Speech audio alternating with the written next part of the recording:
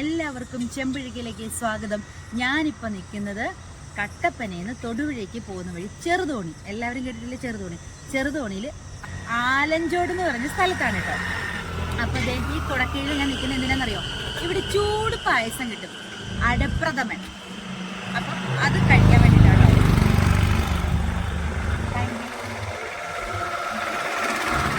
അപ്പോൾ ഇതാണ് ചൂട് അടപ്രഥമൻ. ഇവർ വീട്ടിലുണ്ടാക്കുന്നതാണ് കേട്ടോ. പേരെന്തായിരുന്നു? അഞ്ചു മണികണ്ഠൻ. സ്വന്തം നാട് ഡൽഹിയിലാണ്. പക്ഷെ മലയാളം അറിയാം. ഇവിടെ വന്നതിന് മലയാളം പഠിച്ചതാണ്. അപ്പം പായസം കുടിച്ചു നോക്കട്ടെ.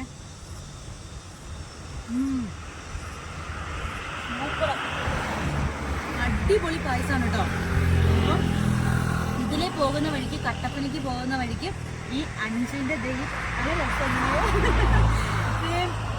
പായസം വാങ്ങിച്ച് കുടിക്കണം. അടിപൊളി, വെറുതെ പറയല്ല കേട്ടോ, അടിപൊളിയാണ്. അമ്മച്ചിയാണ്. അതെ അല്ലേ, അമ്മച്ചിയാണ് കേട്ടോ ഉണ്ടാക്കുന്നത്. അമ്മച്ചിയോട് പറയണം അടിപൊളി പായസമാണ് കേട്ടോ. പിന്നെ അത് ഇത് കണ്ടോ, ഇത് അഞ്ചു തന്നെ പറയും എന്തിനു വേണ്ടിയിട്ട്, എന്തിനായിരുന്നു ഉപയോഗിക്കുന്നത്? ചുമ, പനി, കഫക്കെട്ട് എല്ലാം.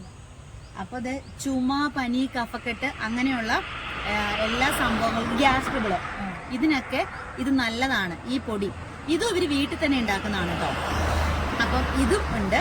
അതുപോലെ ഇഞ്ചി മിഠായി, അപ്പം ഇതും വീട്ടിൽ തന്നെ ഉണ്ടാക്കുന്നല്ലേ. ഇതും ഇവർ വീട്ടിലുണ്ടാക്കുന്ന. നമ്മൾ ഇഞ്ചി മിഠായി മേടിക്കാറുണ്ട്, ബസ്സിലൊക്കെ പോകുമ്പോൾ ഒക്കെ നമ്മൾ ഇഞ്ചി മിഠായി. ഇത് ഇവർ തന്നെ ഇവരുടെ വീട്ടിലുണ്ടാക്കുന്നതാണ്. ഇന്ന് നോക്കട്ടെ കേട്ടോ.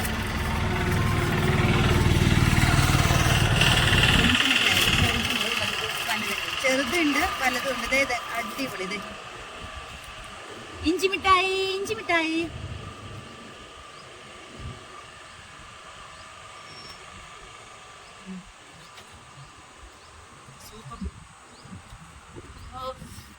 ഇഞ്ചിയുടെ ഒക്കെ ടേസ്റ്റ് അടിപൊളി. വയറിനൊക്കെ നല്ലതാണ് കേട്ടോ. ഈ സാധാരണ ചോക്ലേറ്റ് കഴിക്കുന്ന പോലെ അതിനേക്കാളും നല്ല ഇങ്ങനെയുള്ള ചോക്ലേറ്റിംഗ് ആണെങ്കിൽ അടിപൊളിയാണ്. നമ്മുടെ വയറിനും നല്ലത്, നല്ല ടേസ്റ്റുമാണ്, ഹെൽത്തിയാണ്. ഒത്തിരി മധുരമൊന്നുമില്ല, ഇഞ്ചിയുടെ നല്ല ടേസ്റ്റ് ഉണ്ട്. അപ്പം ഇത്രയൊക്കെയാണ് ഇന്നത്തെ വിശേഷം. അപ്പോൾ ഇതിൽ പോകുന്നവർ ഉറപ്പായിട്ടും ഇവിടെ കയറണം, പായസം കുടിക്കണം. പിന്നെ ഇതുപോലെ ഈ പൊടി ഇഞ്ചി മിഠായിയൊക്കെ വാങ്ങിച്ച് കഴിച്ച് നോക്കണം. അപ്പം അത്രയേ ഉള്ളൂ. അപ്പം ശരി.